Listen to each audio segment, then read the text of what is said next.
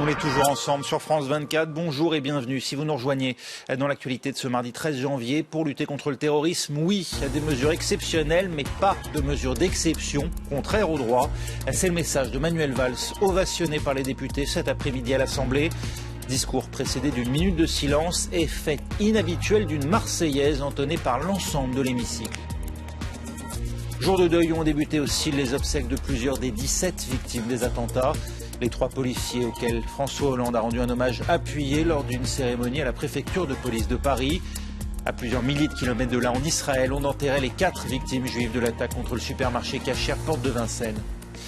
Et puis en Allemagne, un grand rassemblement vient de réunir des milliers de personnes, dont la chancelière Merkel, porte de Brandebourg à Berlin, tous venus dire non à l'islamophobie et au message propagé depuis plusieurs semaines par le mouvement d'extrême droite Pegida. Il est 20h30 à Paris. Bienvenue dans Paris Direct.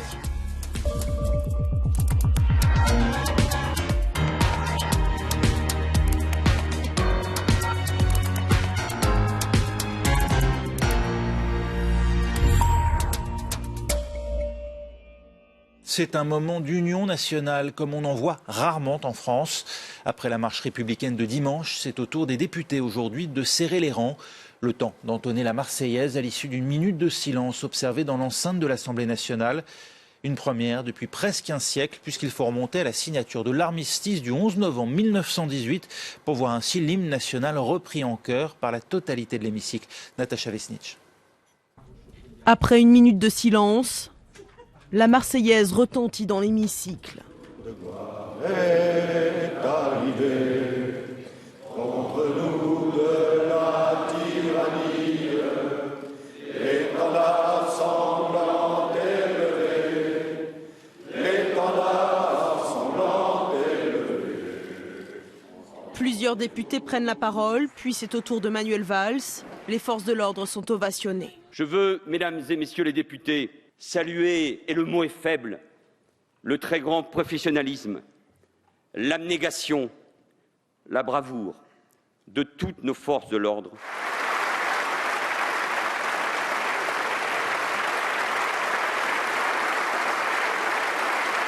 Le Premier ministre prévient, la menace terroriste est toujours présente en France, il faut donc apporter des réponses, mais pas n'importe lesquelles. À une situation exceptionnelle, doivent répondre des mesures exceptionnelles. Mais je le dis aussi avec la même force, jamais des mesures d'exception qui dérogeraient aux principes du droit et des valeurs. Manuel Valls qui a déjà demandé à Bernard Cazeneuve de lui faire des propositions dans les 8 jours pour renforcer le contrôle d'Internet. Il a également souhaité qu'un certain nombre de mesures soient mises en place, comme la création d'un fichier des personnes condamnées pour terrorisme, le renforcement des services de renseignement et de la juridiction antiterroriste, la mise en place au niveau européen du système PNR et la création de quartiers spécifiques dans les prisons pour les djihadistes. Au-delà des mesures, Manuel Valls a également demandé que la justice soit implacable avec les prédicateurs de la haine. Il a notamment fustigé le polémiste Dieudonné visé par une enquête pour apologie du terrorisme après les attentats de Paris. Autre temps fort de cette journée, l'hommage solennel rendu aux 3 policiers tués dans les attaques de Montrouge et contre Charlie Hebdo. Ils sont morts pour que nous puissions vivre libres, a dit François Hollande, le chef de l'État qui était présent pour l'occasion à la préfecture de police de Paris. Au même moment étaient célébrées les obsèques du policier Ahmed Merabet, assassiné le 7 janvier en marge de l'attentat contre Charlie Hebdo. Il a été inhumé au cimetière musulman de Bobigny en présence de 2000 personnes, parmi lesquelles des représentants de la communauté juive. Les 4 Français juifs tués dans le supermarché Kasher porte de Vincennes ont été inhumés selon les vœux de leurs proches en Israël. Cérémonie en présence du Premier ministre israélien Benjamin Netanyahou. Ségolène Royal, la ministre de l'écologie, elle avait fait le déplacement au nom de la France. Florence Gaillard.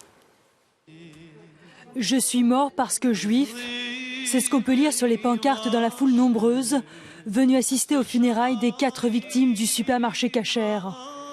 Les autorités israéliennes saluent les familles, Ségolène Royal et les représentants de la communauté juive de France. Puis les hommages aux victimes commencent. Philippe,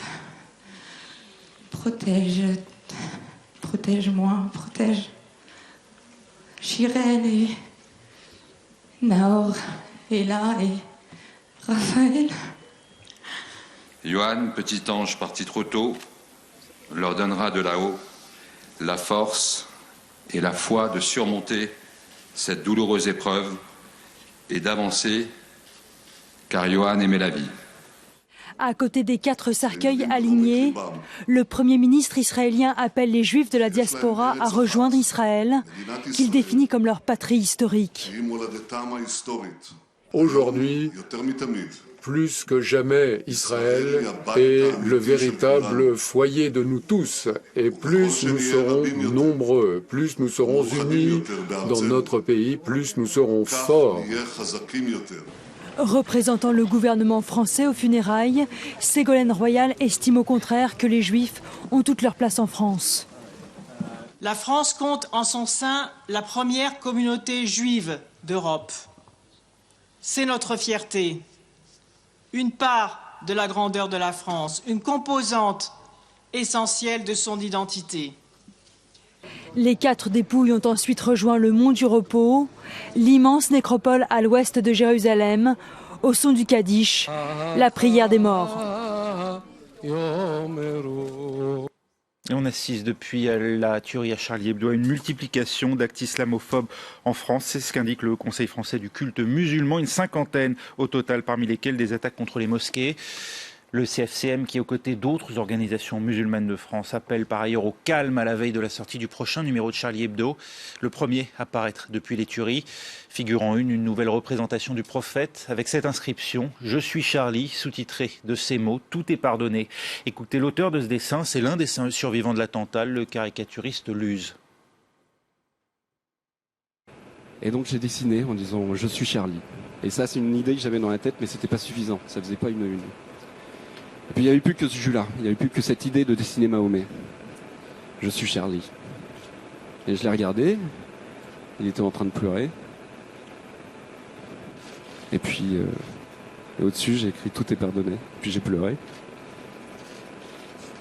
Et c'était la une. Et on avait trouvé la une. On avait enfin trouvé cette putain de une. Et c'était notre une. Le tirage de ce numéro a été porté à 3 millions d'exemplaires et traduit pour l'occasion en 16 langues. Il sera diffusé dans 25 pays. Du nouveau par ailleurs dans l'enquête sur les tueurs, les auteurs de ces tueries. La compagne d'Amédi Koulibaly, Hayat Boumedienne, a été vue sur des images de vidéosurveillance datant de son récent passage par l'aéroport d'Istanbul en Turquie, où elle apparaît en compagnie d'un homme dont le nom est cité dans d'autres dossiers liés cela aux filières djihadistes. Un Français a par ailleurs été arrêté le 1er janvier dernier en Bulgarie. Il est soupçonné d'entretenir des liens avec Cherif Kouachi. Lui-même aurait d'ailleurs tenté de se rendre en Syrie. Autre question, les frères Kouachi et Amédi Koulibaly se sont-ils radicalisés en prison? Une radicalisation en tout cas qui devient de plus en plus dure à détecter. Voyez ce reportage. Kouachi et Amédi Koulibaly sont tous deux passés par la case prison. Se sont-ils radicalisés derrière les barreaux? L'administration pénitentiaire n'a en tout cas rien remarqué pendant leurs années de détention. Koulibaly, lui, est un détenu particulièrement modèle, à savoir qu'il respecte entièrement le règlement intérieur de la pénitentiaire. Kouachi est un peu plus agité, il a quelques incidents, mais ce n'est pas des problèmes particuliers liés à l'islamisme radical. Pourtant, certains de leurs proches parlent d'un changement à leur sortie de prison.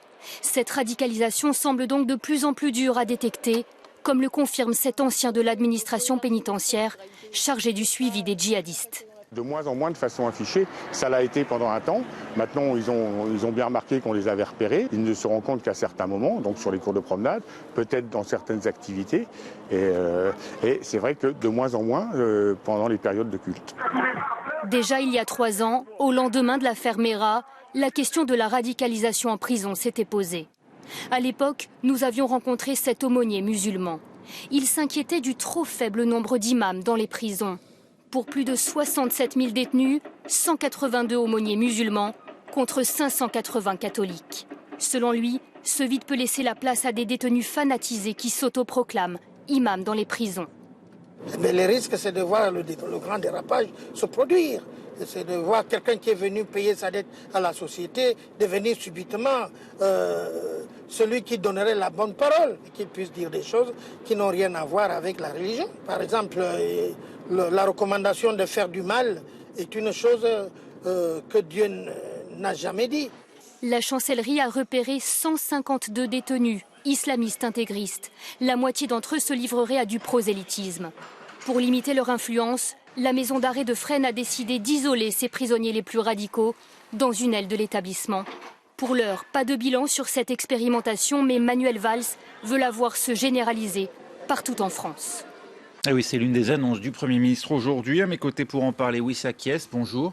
Vous êtes sociologue, spécialiste de l'univers carcéral. Alors, l'expérimentation qui est menée à Fresnes, d'après les éléments qui vous parviennent, est-elle pour l'heure concluante ? C'est une expérimentation. Oui. Donc une expérimentation, ça demande un temps et une évaluation. Pour le moment, il est trop tôt. C'est une expérimentation qui a été décidée vraisemblablement par le directeur de l'établissement. Compte tenu de ce que vous savez, vous, de la radicalisation d'un certain nombre de détenus au contact de l'univers carcéral, est-ce que l'isolement est une solution possible ?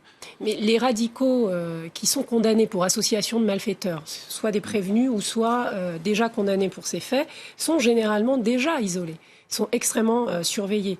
Toutes les mouvances radicales, basques, corses ou islamistes, sont des individus extrêmement surveillés par l'administration pénitentiaire. Donc ils sont généralement à l'isolement, ce sont des détenus particulièrement surveillés, c'est-à-dire des DPS.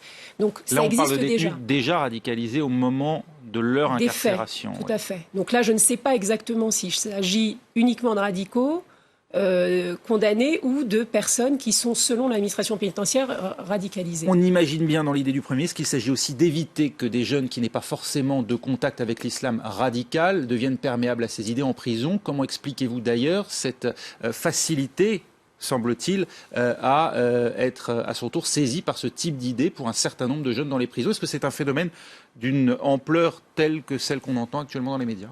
Non, bien sûr que non. Le phénomène de la radicalisation n'est pas né suite à l'affaire Mera.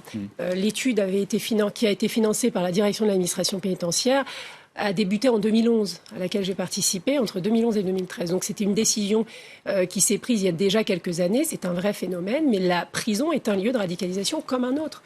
Actuellement, les radicaux condamnés pour association de malfaiteurs, plus de 80%, se sont radicalisés à l'extérieur. Ils atterrissent en prison du fait du terrorisme. Je voulais juste revenir par rapport au cas Fresnes, effectivement, et notamment Manuel Valls qui parle d'isoler des détenus et de les mettre de côté. Oui, pourquoi pas, c'est une expérimentation. Mais concrètement, il ne suffit pas de les isoler. Il faut aussi mettre en place des programmes de déradicalisation tels qu'ils existent dans d'autres pays européens. Il y a évidemment aussi la question de la liberté dans le cas de l'univers carcéral, comme on a pu le voir notamment récemment au Beaumet, ou comme on le sait avec Youssouf Fofana, qui a pu enregistrer un certain nombre de vidéos derrière les barreaux. Bien sûr, il y a très peu d'officiers de renseignement et ils ne peuvent pas uniquement être autour des islamistes, ils doivent s'occuper des trafics, des téléphones qui circulent. C'est tout un ensemble de conditions à la fois carcérales et de conditions de travail pour le personnel qui est extrêmement difficile. Merci beaucoup, Wissa Kies, d'avoir été avec nous ce soir dans Paris Direct. Et puis tentant de surfer sur l'inquiétude d'une partie de la population après les événements de Paris, le mouvement islamophobe Pegida lui a rassemblé hier 25 000 personnes dans les rues de Dresde en Allemagne. Mais ils étaient aussi plus de 100 000 à défiler au même moment dans tout le pays pour dire non au racisme et à la xénophobie. Un nouveau rassemblement vient de s'achever ce soir, porte de Brandebourg à Berlin, en présence de la chancelière Angela Merkel. Vous êtes sur place, Anne Maillet. Toujours beaucoup de monde à nouveau ce soir à Berlin pour dire non à l'islamophobie. Oui, effectivement, la mobilisation continue après les grandes manifestations d'hier. Ce soir, ils étaient encore 10 000 ici au pied de la porte de Brandebourg pour manifester en faveur de la tolérance. Mais c'est vrai que ce soir, il s'agissait plutôt d'un rassemblement politique, d'une démonstration de force de l'ensemble des représentants religieux, de l'ensemble de la classe politique venue afficher son soutien avec les victimes des attentats parisiens, afficher son soutien avec la France. D'ailleurs, la porte de Brandebourg qui se trouve derrière moi était illuminée aux couleurs du drapeau français. Et puis il s'agissait aussi, une fois de plus, de dénoncer les amalgames, de dénoncer les tentatives d'instrumentalisation de l'extrême droite. Angela Merkel elle-même n'a pas pris la parole ce soir, mais la chancelière l'a dit hier, l'islam fait partie de l'Allemagne. Et le président de la République, Joachim Gauck, a poursuivi ce soir en appelant tous les Allemands à la tolérance, à l'ouverture. Un message qui s'adressait aussi à tous ceux qui ont manifesté, vous l'avez rappelé hier soir à Dresde, 25 000 personnes pour dénoncer ce qu'ils appellent l'islamisation de l'Occident, un nouveau record qui inquiète beaucoup en Allemagne. Merci beaucoup Anne-Maï avec nous en direct de Berlin. Il est 20h45 à Paris. Je vous rappelle les principaux titres de l'actualité pour lutter contre le terrorisme. Oui à des mesures exceptionnelles, mais pas de mesures d'exception contraires au droit. C'est le message de Manuel Valls, ovationné par les députés cet après-midi à l'Assemblée. Discours précédé d'une minute de silence et fait inhabituel d'une Marseillaise entonnée par l'ensemble de l'hémicycle. Jour de deuil où ont débuté aussi les obsèques de plusieurs des 17 victimes des attentats. Les 3 policiers auxquels François Hollande a rendu un hommage appuyé lors d'une cérémonie à la préfecture de police de Paris. À plusieurs milliers de kilomètres de là, en Israël, on enterrait les 4 victimes juives de l'attaque contre le supermarché Kasher, porte de Vincennes. Et puis en Allemagne, un grand rassemblement vient de réunir des milliers de personnes, dont la chancelière Merkel, porte de Brandebourg à Berlin, tous venus dire non à l'islamophobie et aux messages propagés depuis plusieurs semaines par le mouvement d'extrême droite Pegida.